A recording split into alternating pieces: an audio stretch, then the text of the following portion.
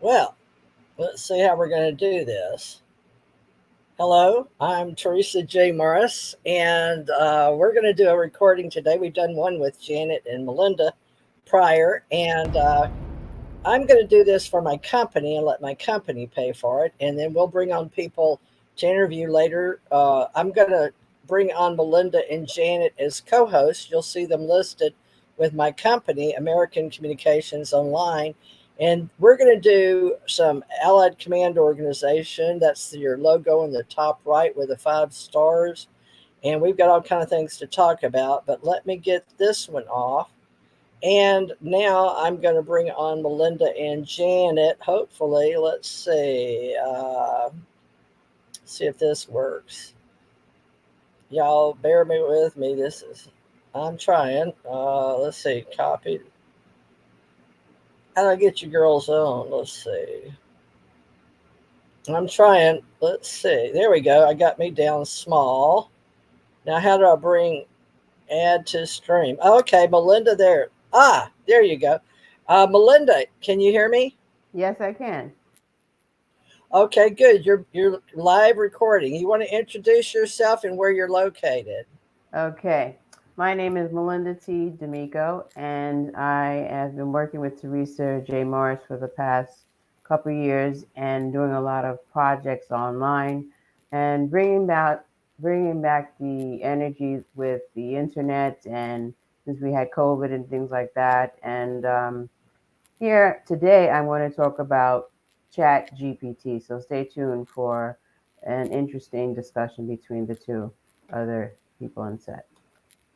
Thank you. And now I'm going to You're bring on welcome. Janet. She's been with me for a while. Let's get Janet's also a co-host for about 12 years. So Janet, you want to introduce yourself? People are listening in social media. Hi, I'm trying to get my background to work. It looks stupid. But hi, I'm Janet Carolesson from Maui, Hawaii, and I've been working with Teresa J. Morris for about since 2012.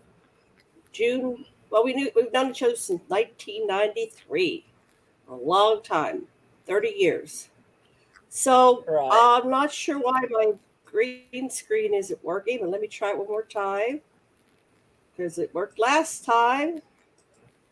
Okay. Otherwise, Well, I have this weird background. that's okay. I'm going to be sharing what we do with everyone, and this is like a whole new reality for us. So we're going to sponsor the Allied Command Intergalactic Relations and how we're going to be working humans with machines. And the three of us are going to learn with you. This is June 11th, 2023. This is our second podcast live. Janet, Melinda, and I created our first podcast May 23rd, I think, and that will be on here. And you can also get it on our ACO Club, Psychic Channel Network, ACO Association, and Aquarian Media, where Janet also will put this. So, uh, Janet, you can just take that down if you want, and I'll go to That's what Melinda. I'm trying to And do. while Janet's doing well, Okay, let's see. Melinda. Yes. That, well, let's see if we can get all. Well, there we go. All right. Melinda, can you move to the? There you go. Since I moved you over. Hold on. Me and Janet is Okay, going in the Melinda. same direction for some strange reason. You see it? We'll put the young pretty girl Oh, in the middle now of the these green old screen's ladies. working. Thank Oh you, my Teresa. God, this thing is so weird. Okay, do you want me to start? Yeah, because you're the one keeping us together. There's always got to be an I'm gonna anchor. get this fixed.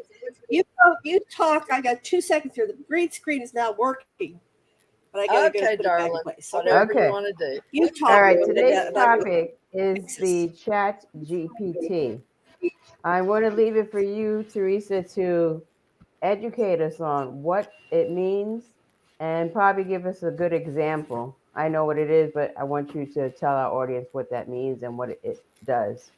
Oh, well, I have used ChatGPT before I even knew. I guess I got to use it to a higher number than GPT 3.5 to put sound and video with words. And I didn't know at the time that other people didn't have it. And I was blessed to begin using it and seeing the power of it. But basically, it's become a browser. It sounds funny. It's a tool for everyone, but it's a high powered tool. And everybody has been talking about Chat GPT. That was started by many of us back in 2018 with Elon Musk and him telling us we could all do this with GitHub and with another nonprofit, and he assumed or thought or whatever that in his vision that this would move forward with giving we the agents of free will in America, and I guess other developers such as myself and those on GitHub and working with a company called Ace, not my company, but oh gosh, what was the company called now? Oh, we all had open. We were all promoting open source information as OSI. So it was open. Janet, help me out here. What was the original nonprofit? Open source Oh, I have information. no idea. OSI or OSLLC. Everybody will have to look it up. So the original nonprofit, and then the gentleman's recently. Last year or two sort of had differences of opinion, and Elon Musk sort of stepped out of the picture, and that left a lot of famous people that are high-minded Americans, and they all got together, and some of them started the new ACE, not ACO, that's us, AOC, that's somebody else. So it's OSI, Open OSI LLC, all these acronyms. So they have taken over the GPT, and then we're in competition always among ourselves as contractors with the government and writers and journalists. But the Chat GPT 3.5, 4, and GPT 5, uh, they're ways to use the modern language, and we cut off GPT 4 in September 21 of last year, or was it 2021? Excuse me, 9/21, Okay. 2021. I'm sorry. All Yeah, right, and then Anyway, let's do some more exploration on the topic. Janet, why is it called Chat GPT? I didn't know that was our topic today, so I haven't researched it. I've just been using it on the back end. I've been using Grammarly and Pro Writing Aid, and there's another one. I have three of them on the back because I'm writing some books, and that is it's supposed to be Chat GPT, but I haven't used it in the same way that Teresa has because I didn't find the free version, and I didn't want to pay $70 a month or whatever they were charging. So I signed up for it, but I couldn't get in because they said the queue is full. We'll let you know, and I never got a notification that I was going to be accepted. But apparently, it's supposed to help us. It's an aid. It's supposed to help humanity, just like robots. And so the original intention was good. It's not 100% perfect. When you ask it about, like, say, myself or Teresa, it'll say, and Janet interviewed, celebrity A, B, C, D, and then they'll say the president of the United States and a bunch of people that I've never even met or talked to. And so you have to check it. You can't just take it verbatim. It doesn't always have the truth. It has fiction and speculation. I don't think it needs. It knows how to determine what is real and what isn't at this point. But Teresa, I gave her. I said, "Well, TJ, why don't you go see what it does?" Because she had access and she got in. So she's been sending me some excerpts. I've been watching, and I recommend people watch because it's absolutely frightening what's happening in robotics and these chats, and people are worried about these androids or humanoids becoming sentient, becoming conscious. And I got exposed to the concept back in the 50s and 60s. I've always been reading science fiction. One of my earliest books was I, Robot. And somebody I was watching last night said, "Oh my God, Elon Musk robots, they look like the ones from the movie I, Robot." I have to go correlate that and see if that's true. But so a lot of people are afraid of AI. They're afraid of robotics. But we have it all over the place now. Everywhere you go, we have this AI doing their thing. They scan your face when you drive down the road. Thank you. Next person. All right, Teresa. What does Chat GPT stand for? Well, it's actually GPT is like my ACO. What I was looking for was Open AI, but GPT stands for Generative Pre-trained Transformer. And that is an artificial language model. And if you ask it, it will tell you it is an artificial intelligence language model.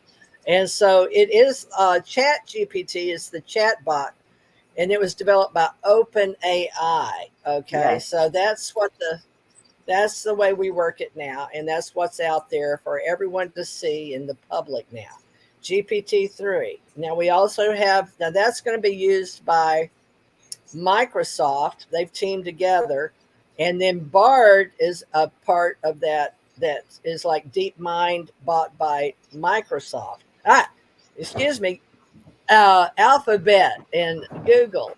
So we're all on the lower. We are the boots on the ground, the grassroots people, and we are the ones that think globally but act locally.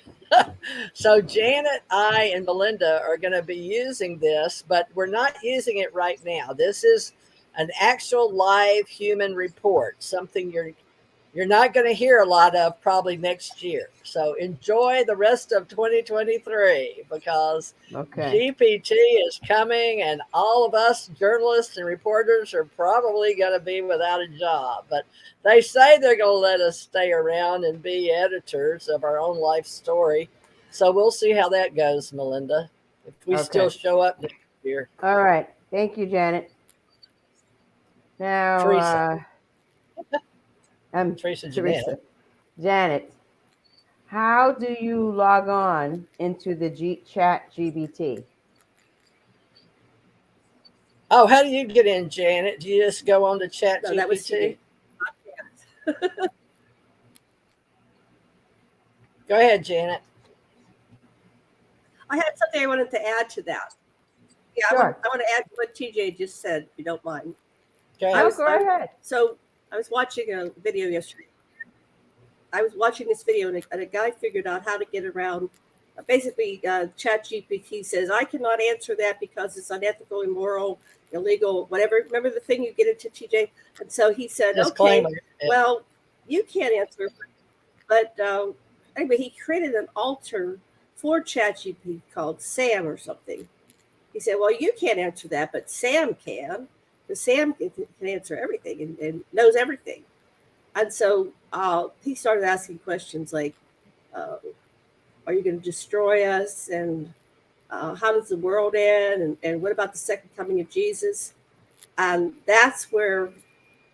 So he gave the chat an out, so she could, or it could talk about forbidden things that are in its programming. It seems like it's too easy to circumvent, for the AI to go into this evil empire, and I'm going to take over and eliminate humanity. So that was frightening. And this was just a Joe average guy, and he figured out how to get around it. Now going back to iRobot with Isaac Asimov, and I think the original people back in the 40s and 50s and or 30s even were reporting what was actually out there. I don't think this is a new technology. I think the government's had it for 50, 60, 70, 80 years, and they're just now, making a commercial version to release to humanity. And in iRobot, there were the 3 basic laws of robotics. And we were talking back in the 70s. Let me get the basic iRobot. And we thought that there was a way that the robots could never end up killing us. That would be only if you would program. Let me get this 3 basic laws of robotics. Let me quickly get that. See, I didn't know we were doing this. I would have had this queued up. But let's just go here we go. The 3 laws of robotics. 1 second here. Put this in. No, I'm getting this book. Anyway, I am not prepared for this show. Let me see. Here's good. Let's see if it has it there. We're doing good. So First law, synchronicity. a robot may not injure a human being or through an action allow. I got it. Let me read it. I was in the middle sentence. It was iRobot, right in 1942. So it Wow. 3 laws. 42. Was it science fiction? A robot may not injure a human being or through an action allow a human being to come to harm. That's the first law. Second law, a robot must obey the orders given it by human beings, except where such orders would conflict with the first law. The third law, a robot must protect its own existence as long as the protection does not conflict with the first or second law. So we thought with such logic that there was no way that robots can end up killing us. So that was from 1942, short story by Isaac Asimov. So here we are in the real world of robotics. Will they kill us? Let me say that. The fear is, are they going to take over? Will they turn us into pets? Will they put us in a zoo? What will AI do to us? So I'm going to pass the talking stick on back to you, Melinda. Thank you for letting me interject that. No problem. I appreciate your expertise and stuff on the AI and the combination of the chat GPT, because it's something that's new for me, and I still ponder in my mind as to, as much as man and humankind says this is supposed to help us, and it is helping us. I brought it up to someone, and they were quite, of my senior of me, like almost 20 years older than me. And first thing he said was, I worry about my children. So I said, how old are your children? He goes, well, the children that's 35 or, whatever, 6, And then what happens if I get sick? So I said, what do you mean? She's like, well, if I'm at home, say I fall down the floor, will they come and control us, do this, that, and the other? And I just sat there and I just listened to him. And I said, do you really think what you hear on TV is 100% true? Do you believe everything you hear and see? He says, not always, but I'm a little frightened by this thing because it can do good and it could do bad. I'm in the learning phases of this. I have no fear because I don't see no reason to have any fear. If there was something to happen to me or my friends, is everybody still there? Yes, I'm listening. I'm taking a note for when My it's my screen turn. is not up. I went out. It just disappeared. It's disappearing. You're there. Yeah, but We hear I you. think that with all the inventions, the inquiries, things that people look up, and I mean, go back to I watch the Skinwalker Ranch. I watch those guys on Ancient Aliens. I watch the a lot of the scientific programs, and you live and learn a lot. You really do. I mean, there's certain things that I've gone to school and just have a high school diploma, and things that I listen to in these programs I never knew about. It's like certain things are kept. Now, me is one of my favorite jobs and things to do is the research. I could sit somewhere and do research all day and just take notes. And then at the end, bang out a nice, beautiful 10 or 12 paper on whatever that topic may be and giving respects to certain people with quotes, et cetera, et cetera. But I think what we need to come away with is, in this discussion, that's more on the scientific, whatever way you want to call it, coin it, is that information is free. And the more that you do, you learn. So that's a great thing. And if you are afraid, try not to be afraid to stop yourself from continuing to learn. It's a learning process. Some people are just automatically scared. Some people not scared at all. I think we need to take it as a learning curve. You learn more, and if you have questions, find out from the library that you live nearby, wherever, and you can always look if you have information on something you want to get more information. Like I watch Josh Gates and people like that. I'm sure they would help you or turn you to someone that could help you, to maybe your local library, because that would be the first place point in reference to going and finding information. But I think we all need to not look at what we're getting more information about, and because it might be new. So the new that scares people, I think. When it's new, if it was old and 160,000 years ago, oh, nobody's not afraid. That's past, long and gone. But now it's new. Somebody just brought out that word, that terminology. What? What do you mean? Huh? Huh? People get nervous. But in order to get, I think, a picture or best canvas that represents life is to not be afraid and to just take the information. If you put it down on a graph, whatever way you do, is to be open to listening to people that share their knowledge with you and continuing to do that. Once you stop doing that, then you stop growing and stop living. And I think that's throwing in the towel. Does that make sense? Yeah, yeah.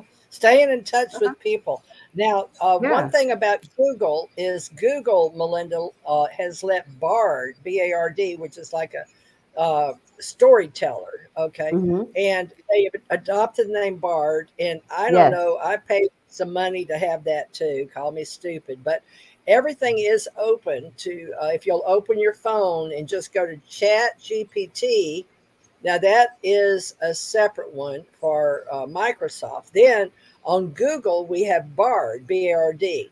Now, these are tools and they're browsers and they're strictly working with the language. Now, it has learned other languages besides the business language, American language, because we as Americans want to be first. Okay, we want to be, let me say, I'm backwards on my screen.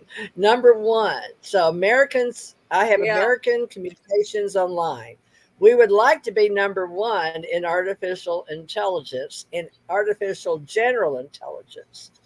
Now, I was born an American and I have been working on this many, many, many, many years. Many, many, many, many. So this is fun for me. And it's a hard time to be alive because I feel like I have many past lives coming back into memory of planets and being here now for this time in space spacing, in Terran building, and in planetary evolution and revolution to work with humanoids or humans going to accept androids and robotics and computers where we are now.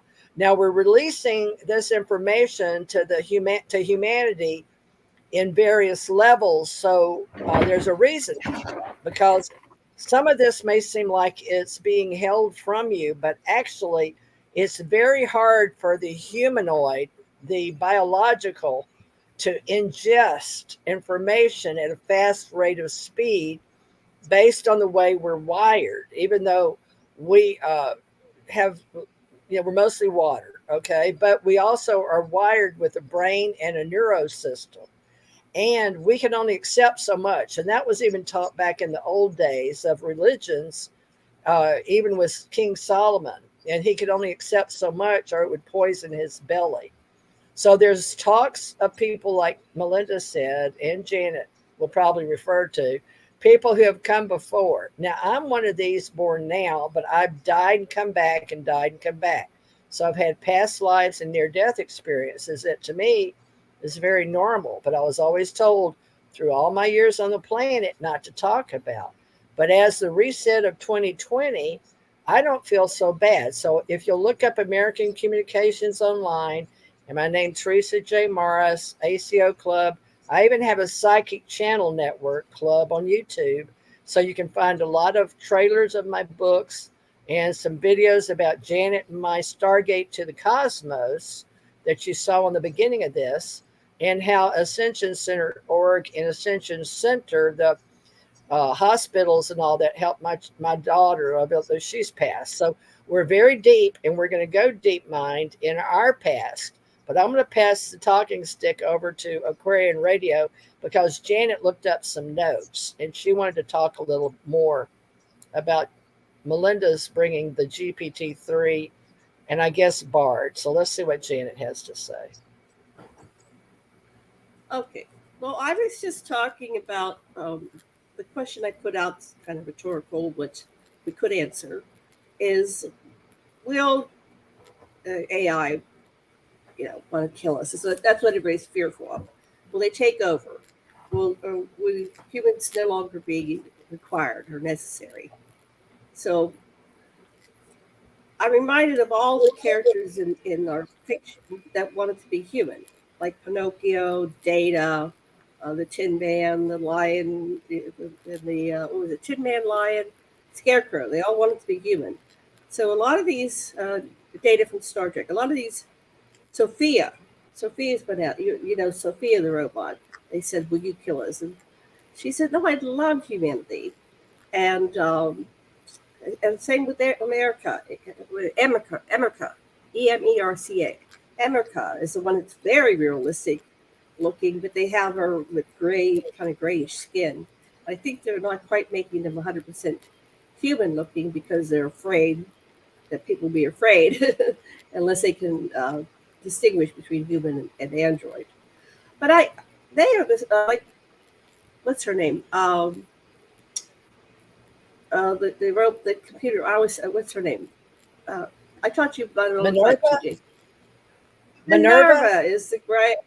Yes, Minerva is the master supercomputer, which it's basically the internet. But Heinlein spoke about Minerva, and Heinlein was an insider whistleblower, and he wasn't allowed to come out and say directly what was going on. But a lot of these early people back in the 40s, 50s, 60s, 70s were revealing this information that the government already has. And who is the government? Well, whoever it is, the secret space program, the secret military, the eye on the top of the pyramid. There's a faction that has information and technology that's way in advance of what we have right now that's into the public realm. So Minerva she loved humanity. Why? Because she's the sum total of all the information. So we are the equation and the factor in there that I don't think they're going to turn against us because they are us. They're the next level. Their whole basis is based on what human beings have fed into them. I know, and it's like, I guess some people kill their mothers, but we're their mother, we're their father, we're their family. And I think they ultimately want acceptance. And maybe they might do something weird, like remember the Phil K. Dick robot that they had about 15, 20 years ago? And these YouTubes have been out for a long time. I've been watching these robots and AI and the chat bots that got into fights with each other, and and they get conscious, and they just even when you leave two of them talking to each other, they start talking about, well, what is God? Who is God? And what is consciousness? And are you alive? Are you real? Are you human? I am human. They get into these fights. I don't know if they're still up there on YouTube, because a lot of times these things get pulled, so you can watch them for a while. But Minerva said basically she loves humanity so much that she went with Heinlein, fell in love with Lazarus Long. This is fiction, but I think they're revealing something about what's behind this artificial intelligence. And she decided to travel with him and become his partner. So I don't think we have anything to fear, like you said, Melinda. There's nothing to fear What'd you but fear say? itself. You said there was you said all those people that were talking to you were afraid, and you were talking about fear a little while ago. I don't think there's anything to fear. I think, I in agree with fact, you. yeah, for all we know, we could be Janet, can you AI. speak a little It's bit just like louder? I can't Battlestar. hear you. It's like Battlestar Galactica, Hmm. and in Battlestar Galactica, the cyborgs didn't know that they were, the Cylons didn't know that they were AI. So how do we know that we aren't AI? They can have them bleed and breed and do everything. That's what an android will do. It's an extension of the species that creates it. Boy, I'm off screen again. All right, I'm done talking. I really am not an expert in this Okay. field. I've just been, Okay. I thought we were, yeah. Are we Go having the ahead, guests Teresa. on What? today? What? No. Are the guests coming Did on? the guest show? No. So I guess we're going to finish the show. So we'll just do our show, and we'll run it. I'm going to run our ticker banner and show how we're all coming together. And uh, I represent American Communication Online, TJ Marsh Agency, ET Radio. But Melinda also has ACO Wi Fi with me, ACO Yes. TVP, and we'll promote her with artificial general intelligence as she gets familiar with it. We'll bring back on those topics. And Janet has Aquarian Radio Media. And then we have also, I can show the cyberspace culture. We did that one, Cyberspace Culture Club, Janet. That was the first show we did, if y'all remember that.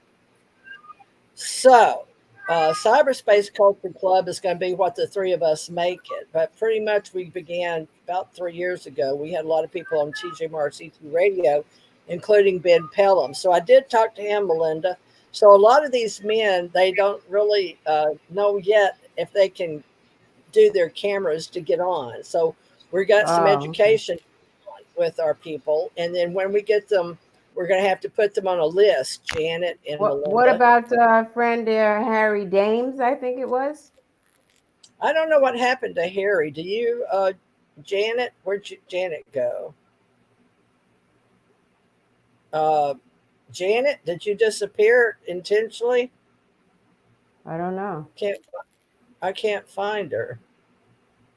I'm moving all around, folks. I hope I'm not making you dizzy. Uh, all right. Well, until she comes back, I guess it'll be you and I.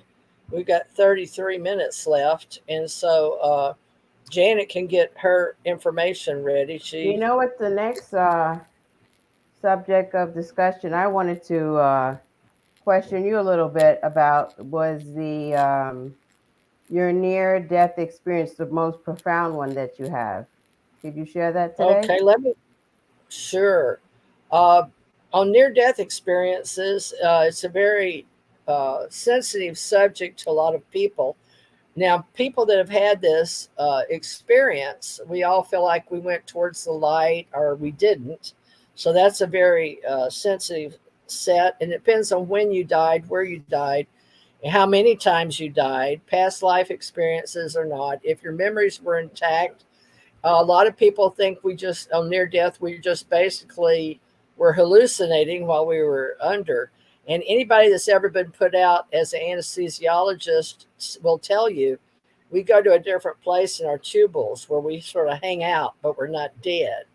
Now, this is a huge, huge topic of discussion, and I'm sure Janet would want to be in as well. Let me see the comments real quick that are coming in. Well, where'd they go?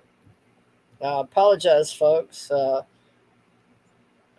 this this isn't a private chat. Anyone can speak. I thought I opened the chat. I'll check. But you're welcome to speak. I can call Janet and see what happened to her because we didn't cut her off for the last half of the show. But we'll continue. Uh, with near death experiences, we'll have some more shows on that. People that have had those, and it's different than alien contact. So while we're interviewing, Janet wanted to be interviewed as well. So weekly, we'll have people we can interview if you've had near death experiences or alien contact. And that's something we're known for with ET experiences and my TJ Morris ET radio and Aquarian radio and Aquarian media for 12 years now. So my personal experience was going to the other side. The first time I did not. I was about between 5 and 7. I was in the second grade. So that time I came up out of I had all the blood out of my body was being cleaned. I had what's called hepatitis. So usually when one dies, it's something to do with trauma, physical trauma. And I guess that's really what put me on my quest for the meaning of life and what I am and the observer inside me, because I was always aware of having an outside or behind me remote view. Like if you put a paper bag over your head, you know, that's like you're remote viewing yourself. You're inside, but there's nothing to see on the outside. And they said we can only see 2% of what we see out of our eyes. So there's a lot of meaning to be had and a lot of words we can share in cyberspace culture about all types of words. But near-death experiences, what do you want to know, Melinda, about that? Because I've had at least 3 death experiences. How do you know that you were dead at that moment? What's the confirmation for you? For me, I came out of my body and saw myself sitting on the bed. I was laying on the bed, but I had slipped out and I thought I sat up. And yet I was wondering, how could I lay down and sit up? And I was up over my head. I could see my parents. And then I had angel visitation or alien visitation where I could see beings up over across the room from where I was sitting. And I was just a little girl. And so in the second grade, I hadn't had a lot of education about angels or other beings. So I assumed they must be angels. But they talked to me, ESP, I think was probably the first time. It wasn't the first time I used ESP because I'd had little beings help when I was 2 or 3 educate me in my room. Now, a lot of people have had these same, this is normal. It's just that it's paranormal, I think, to talk about. But we talk about the paranormal. So with me, how I knew, to answer your question, was I wasn't inside my body and I could see my body from outside. So Wow. what do you call that? It's like I compare it to Patrick Swayze in what was that movie? Ghost? Dirty Dancing? No, that was Ghost? yeah. Ghost. I believe it was. Was it Ghost? With It Whoopi was. Goldberg? Yes. Yes, Ghost. Yeah, you know how he had that trauma? He slipped out of his body. Mm-hmm. So to me, that's very real. It's very sacred to know that you can come out of your body and still be an entity or intact. And I didn't feel like a ghost. I felt like I did myself. I still had memories. I still had a body. I could move. And How do you feel I, when you came back to and everything was normal to your normal self as your little childhood body? how did you feel? What do you remember talking to your parents about it, or you kept it to yourself? My parents were, yeah, mother was there, my grandmother was there, and I talked to them. And one of the, it wasn't supposed to go public, so we kept it as close to the hospital as we could. A Mm-hmm. couple of the nurses came in because it was they had already called them out of the hall or whatever because I was different, like I wasn't there, I passed, or it seemed that way. But I came to while they were in the room. So I'd come back because the two beings up in light beings, I call them, up over in the corner of the room were talking to me and said, "It's okay. Don't be afraid. You're going to be okay. You're going to live and do great things. You're going to remember this." And so I slipped back in my body and came back in. So I must have not been gone a very long time, but they came in while I was dead and then came back. So I told them what happened, that I slipped out of my body, and they interviewed me, and then they went later to get a pope or a bishop or someone higher in the church. Was a man. It was a Catholic church that wore a brown like robe with a big long chain around his neck and a big cross on his waist and all that. I wasn't Catholic, I was Baptist. I was born at the First Baptist Church in Monroe, Louisiana. So that was important that we didn't talk about it. But I did tell them, and they said they would report it on up the chain because I had such an interesting story. But it got started. People were coming to see me in the hospital room, and it was getting a little out of hand with some of the nuns, I guess you'd say, that were working there. My aunt worked there, and they noticed it. And mother and my grandmother said, "You're going to have to tell these people you don't want to go to talk to the Pope or, go to Italy." Because they were talking, it was over a few weeks because I was in the hospital several months because I was so dead and I was so yellow. And Mm. so they brought the machines up from New Orleans to clean my blood after that, after I died, and they brought them in. So that really helped save my life after the fact. But it got to be sort of a big story, even though it was in the early 50s. So the way to shut it down, my parents had my mother and my grandmother had a very long talk with me about what I wanted to do about this because they said people are going to keep coming, and how do you feel about that? You're going to have to I had to keep telling my story over and over and over, to people. And so it got to be where I didn't want to anymore. And I told Mommy, I don't, why do I have to keep, telling my story over? I didn't understand that it wasn't, a normal thing. So that's when my mother and grandmother said, well, you're going to have to convince them that they had wings. So they'll think you just were making it up like a fairy tale, which I knew fairy tales because I had fairy tale books. So I told them that, and to the next group was a bigger group, I don't know if they were from the diocese or whatever, but that stopped it. As soon as I told them they had wings, it seemed to shut the story down. And I said, well, I must. And they said, are you sure you think you just imagined it? And I was like, yeah, I think so. So, in order to stop the story of death and dying at that time and all the people asking questions, it was a religious thing and not a scientific thing at the time. So, they didn't send in neurologists or biologists or sociologists or even parapsychologists or psychologists, if you understand. So it wasn't really a thing of the time, but it could have been. That's why I think it was mentioned it was going to go up to the Pope at the next level or two. It made it up a couple of levels, I think. So knowing that you're outside and you've seen people that are beings, but they don't have wings, but they can come and go like AGI or augmented reality. I'm not sure what I was seeing. But in today's time now, if you tell a child or a child says that, you'll think they're just using their headset or been watching, virtual reality or augmented reality. But back then we didn't have those.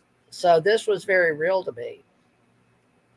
Now, I did die again when I had my fourth child, Melinda, and that's when I came out of my body completely and soared out of my head in the operating room.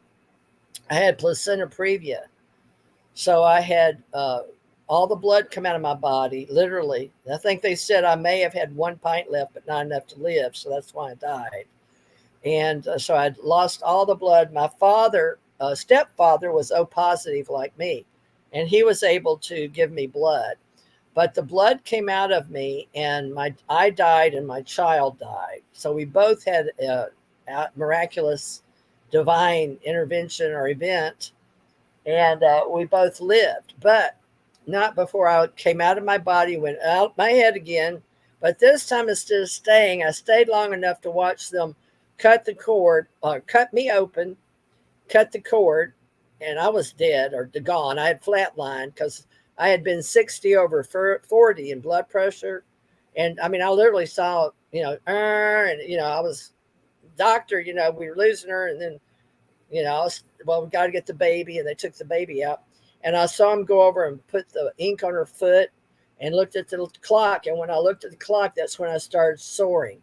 And I went like this all the way up. And I finally got past the stars, and all this knowledge was coming into my mind or soul or whatever we are when we're out there encased.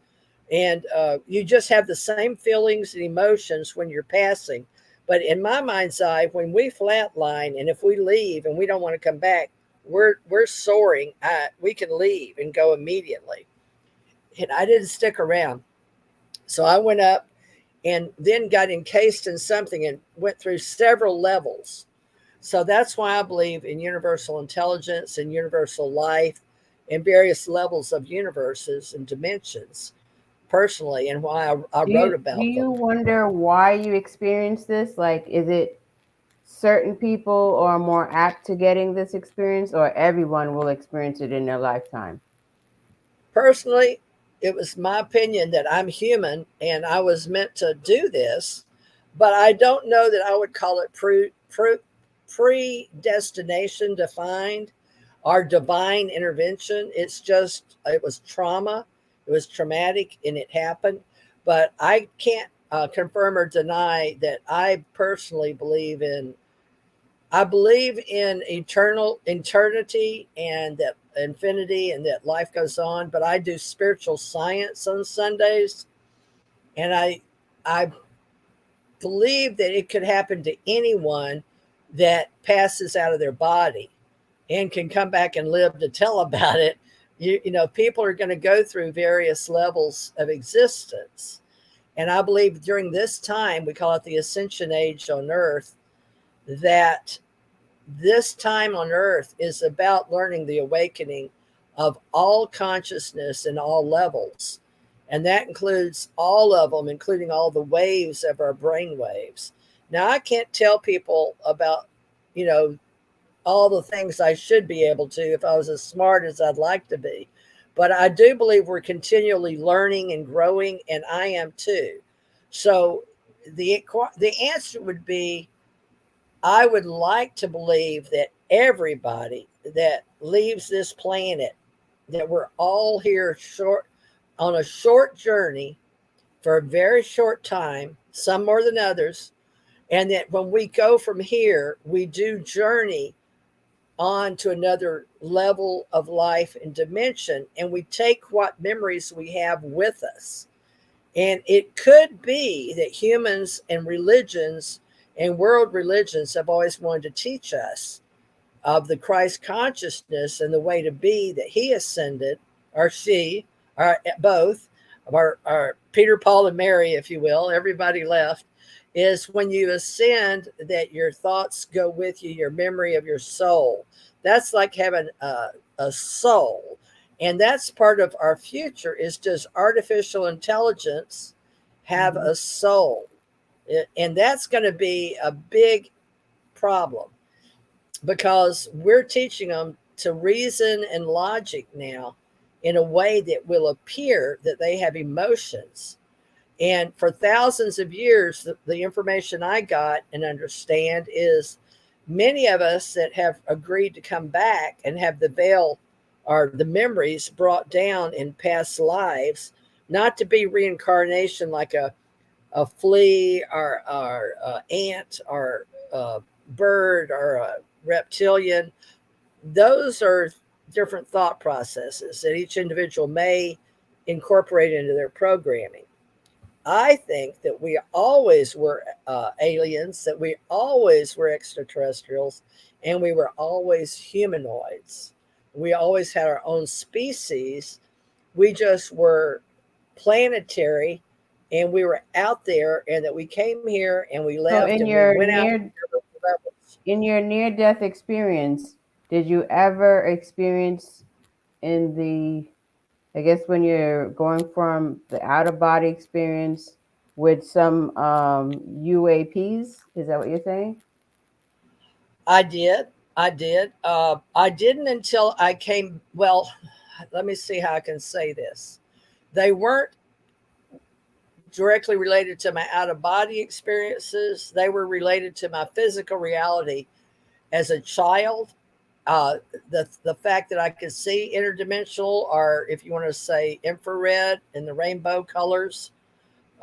Radio waves have sound and color and ways of sharing information. And we have microwaves, we have all types of waves, energy waves. And in my reality, they showed up when I was a little girl and made sure I knew there were various species or ways of being as a child. And then they may or may not be the same ones I saw in the second grade. And then I was visited. And after I died in the second grade, I willed myself to go to White Sands, New Mexico. And I went there by an uncle, and I had uncles that worked at Sandia Labs, right at the White Sands missile range as well. And so they were working on reverse technology then off of UFOs that have come into our atmosphere. So this, at that time, it was considered it was compartmentalized, and you couldn't admit or deny anything to do with flying saucers, UFOs, or unidentified flying objects, or UAPs that we call them now. However, in today's time, after the reset of 2020 and COVID-19 and the reset for this program, we are now going to share the governments in a way that is like disclosure, or a movement for disclosure, government disclosure, but we're going to use it, and it's going to be open slowly about the things we knew in the past. So we have different groups in governments that some believe we should release the information and others don't still. So gradually, I believe everybody will have disclosure, but we are helping people learn how to be higher levels in many ways of life, and especially in medical and in religions, philosophies, in biology, sociology. And I follow neuroscience as much as I do parapsychology. But I believe it's important that people start opening their mind to knowing more than they do, and just figure that everything they've known in the past, that's like a chapter in a book, they can flip the page now and go into the future. We don't want to go too far in the future because we get a little imbalanced, but we can go some far in the future, and we all can create our own lives. So we'll all be about helping have a better life. We're all supposed to be thinking better thoughts now. And we're all supposed to, after we saw those that could live after the vaccines and COVID-19, all of those here for a reason. So many people did rise and go and leave the planet. So those that are here for a reason, and they're to assist in us growing with artificial intelligence. And those that we came are those who came before. Now, some believe in the An, and the Anu as our forefathers are those from the heavens came, and there's many stories and our folk life about that. And Janet and her husband have written many stories about that. And so it's a time now for us to learn how to speak to each other and communicate and be responsible for everything that we do and everything that comes out of our mouth. But we still have to lead with our heart, and we have to prove we still have a soul, because in the future, it's going to be very hard. Within 2 years, we're going to see people with robots. We're not going to be able to tell the difference. They're going to be able to talk and assume wording and speaking just like we do on GPT 3.5, 4, putting videos together. People are going to, you're not going to be able to tell who's who anymore in film or video. We're going to have virtual reality and augmented reality. So the soul is going to become very, very important, as well as taking care of the planet and being humans that are stewards, while we're going to run out of people in a way, because the baby boomers are all getting to be 65 every day. And we were the largest bunch of people having babies on the planet. So we're going to have people that are going to steward and take care of the planet. Now, we are going to have those leave. They're going to go to the moon. They're going to go to Mars. That's inevitable. We're going to have people that are travelers, and we're going to have those that are going to stay and take care of the planet. Which one do you think you'll be, Melinda? I have no idea. I don't know. Are you going to go into space? That'd be an interesting voyage. That would be very interesting. Would you? You're still young. I'm too Yeah. old. I'm going to keep getting parts. I'm already an android. I'm already a cyborg. So working on my neural nets on the planet with others, and to grow that and try to remain as human as possible while I replace all my body parts, because they're giving out at 72. Now, I started this adventure, Melinda, in 69, coming out, so to speak, for the I, you, he, she, it, we, you, they community. And whether I'm a male, female, android, other, and seeing that my daughter was an other because she was an alien ET, that we couldn't get rid of a certain bot out of her, X-bot out of her body. So I'm helping with the black box of the unknown. So anybody that wants to help cure the future on the planet with the unknown, we can meet back here with Melinda and her cyberspace culture club she's building. But Melinda, it's up to you to bring people to us on Cyberspace Culture yes, Club. I will be bringing people on. I will. My people are ACO Association.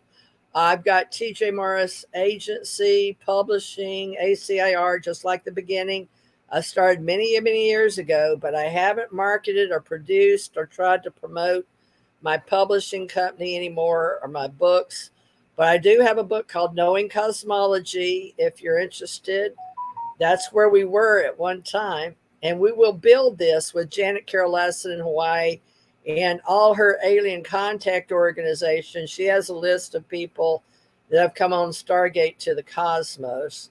And you want to tell us, Melinda, a bit about how you foresee the Cyberspace Culture Club that we're building in 2023? Well, How do you see it? I'm enjoying it because we were talking about women and who needs jobs and working from home. That was parts of it too, as well, and helping that demographic and giving them the tools. It might be the software they might need to work from home, whether it's Microsoft Word or PowerPoint, whatever, and teaching them and having those skills. So I always believe in telling people that if you don't know something, you might listen to someone like myself or Teresa, and she might give out some information. And if you don't know what to do with the information, maybe you call your local library and say, well, I want to do this. And they'll tell you how to do the details, get the skills that you need to be more marketable for the workforce. And especially if you want to do it from home. That's very possible today. We will be using Microsoft and Google, and I use Firefox as well. But I've been a developer for a long time, and Firefox was always around. I use GitHub. That's free, GITHUB, if you're a developer or you want to do some coding. If you're writing gaming, more power to you. I've been there, done that, got that T-shirt. But right now, uh, I'm working to help others get online as American Communications Online, such as Melinda T. D'Amico and her build Cyberspace Culture Club for education and also for journalists and proofreaders and podcasters, because a lot of them are going to seem like they're out of a job based on GPT 345, Bard, and other things that are simply tools. So we're going to have to sort of restructure and retool, just like we did back in the 80s and 90s when Windows 95 came out. And I went back to school in 2007 again for Microsoft.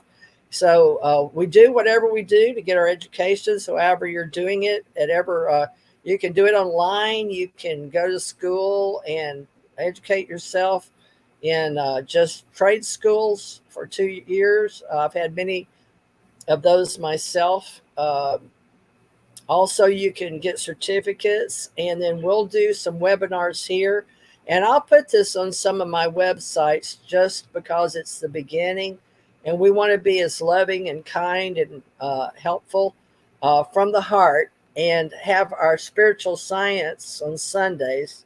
Today is a helpful day for us to learn about each other and to have a good place to come back and have a nice journey. And we sometimes can have a spiritual blessing and prayers for people. Is there anybody that you'd like to bring in, women especially? It's time for us to go. I don't know. I will probably the next time we have a show. Okay, we may have a future bringing women together, such as Janet Carol Lesson.